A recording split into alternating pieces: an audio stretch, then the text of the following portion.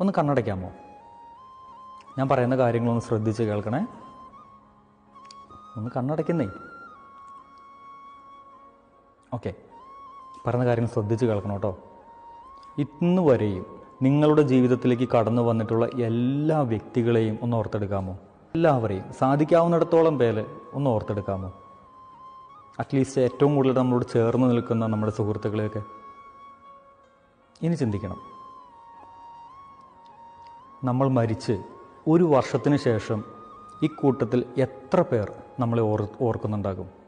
എത്ര പേർക്ക് ഇപ്പോഴുള്ള ഇതേ സ്നേഹം തന്നെ എത്ര പേർക്ക് ഈ 1 വർഷം കഴിയുമ്പോൾ നമ്മളോടുള്ള ഓർമ്മകളിൽ എത്ര പേർക്കുണ്ടാകും? ഇനി കണ്ണു തുറന്നു. ഇനി നിങ്ങൾ ചെയ്യേണ്ടത്, ഈ ഒരു വീഡിയോ നിങ്ങൾ ആ ഓർത്ത വ്യക്തിയില്ലേ, അയാൾക്കൊന്ന് അയച്ചു കൊടുക്കുക. എനിക്ക് അയാളോട് ഒരു കാര്യം പറയാൻ വേണ്ടിയിട്ട്. കാര്യം ഇത്രയേ ഉള്ളൂ.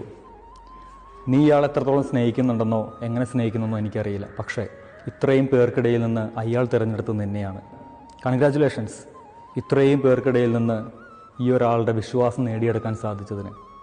വിശ്വസിക്കാത്തവരുടെയും ആത്മാർത്ഥതയില്ലാത്തവരുടെയുമായിട്ടുള്ള കുറേയേറെ അനുഭവങ്ങളിലൂടെ കടന്നു പോകുമ്പോഴും നിന്നെ അയാൾക്ക് അത്രയേറെ വിശ്വാസമാണെന്നുള്ള കാര്യം, വിശ്വസിക്കുന്നുണ്ടെന്നുള്ള കാര്യം നീ തിരിച്ചറിയണം.